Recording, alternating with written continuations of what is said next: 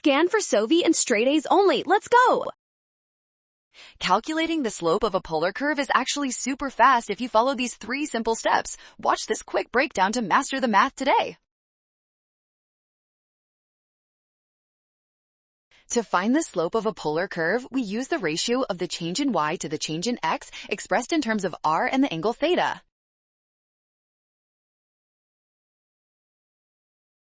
Next, we evaluate the radius and its derivative at pi over 2. Since the cosine of 3 pi over 2 is 0, r is 5 and r prime is negative 6.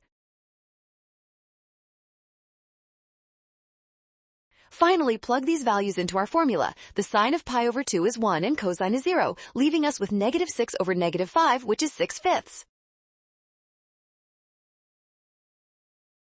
Clear win! Scan the code, you can learn better with SOV. Avoid swapping x and y coordinates and always verify your trig values for polar curves.